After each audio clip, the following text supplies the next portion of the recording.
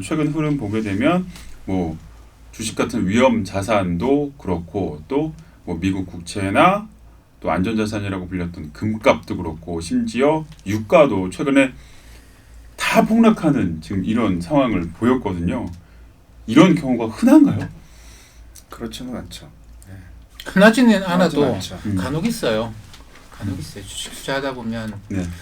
제가 최근에 이제 우리 후배들한테 그런 이야기 많이 하는데 내가 너무 증권회사 오래 다니고 있는 것 같다 이런 이야기를 하는데 한 4번 5번 보는 것 같다 이런 이야기를 합니다. 이렇게 동반 하락하는 경우가. 예, 모든 자산이 이 폭락의 시기에는 미 국채 빼고는 거의 똑같이 다 국채 빼고는 똑같이 다 폭락하는 그런 경향을 갖고 있습니다.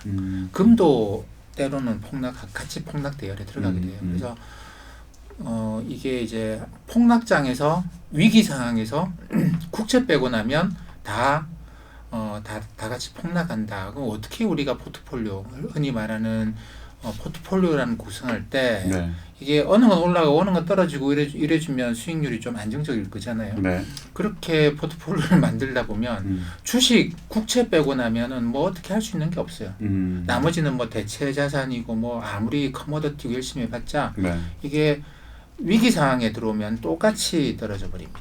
이게 그러면 거품이다라고 보기에도 조금 뭐 어디까지 좀 기준을 놓고 봐야 하느냐에 따라서 달라질 수는 있을 것 같은데 자산 거품이 좀 꺼지는 단계다 이렇게 볼 수 있을까요?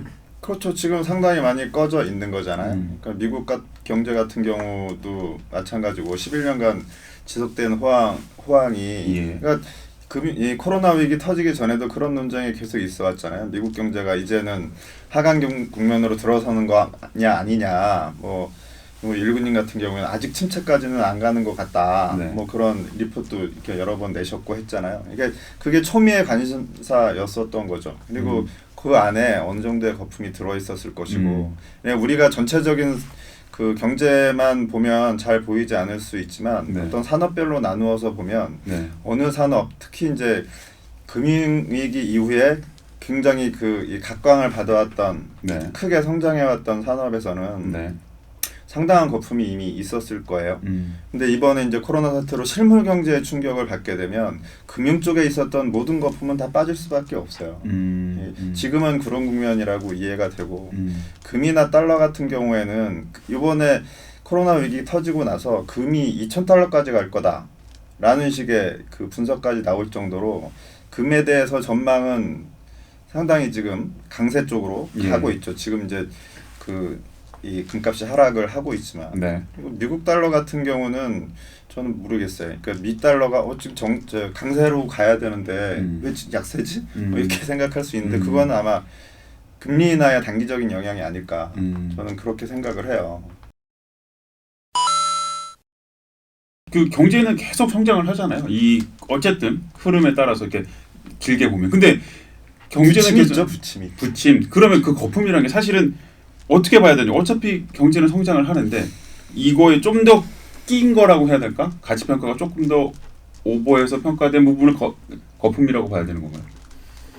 그러니까 이제 동물들이 주식 거래를 한다면 기대라는 걸 안 하고 그러면 뭐 이게 실물하고 금융하고 같이 가겠죠. 그래서 코스톨란이 뭐 돈 뜨겁게 자랑하고 차갑게 다루어라에 나오는 유명한 비유인데 이 금융이라고 하는 거는 주식시장, 금융시장이라고 하는 거는 주인이 산책할 때 개를 데리고 산책하는 것 같다라고 이야기를 합니다.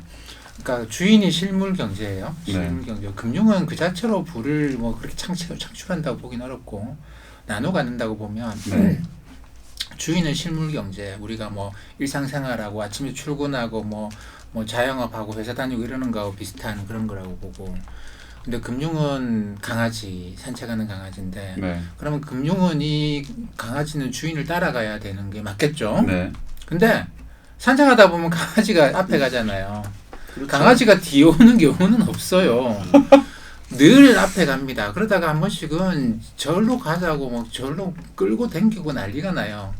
근데 실물이 주인이 간혹 이제 보다 보면 강아지 산책하러 데리고 나온 주인이 강아지한테 끌려가는 주인도 제가 간혹 보거든요. 근데 아이고 참 저 걱정이다 싶은 생각을 많이 해요. 그게 가끔씩 이렇게 당겨줘야 돼요. 당겨서 내가 주인이라는 걸 인식시키지 않으면 얘는 지 맘대로 가거든요. 맞아요. 그래서 탁탁 당겨줘야 돼요. 그런 시기예요, 한 번씩.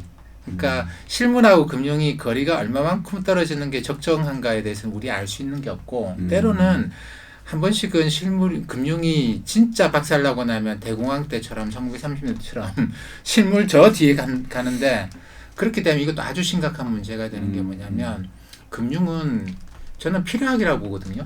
이게 뭐 그렇게 대단한 거라고 보진 않습니다만 금융이 없으면 실물 경제도 성장을 못해요. 그러니까 우리가 인류 역사에서 금융이 없던 시기를 보면 경제 성장 없었고 실물 경제가 급성장하기 시작한 그때부터 이미 금융은 핵심 역할을 해왔습니다. 그 때문에 금융은 경제가 성장하는데 핵심 역할이에요. 그러니까 얘가 뒤에가 있으면 경제 성장 못하는 대공황 시기 같은 것이죠. 그래서 이제 어쨌든 강아지가 앞에 가도록 해야 돼요.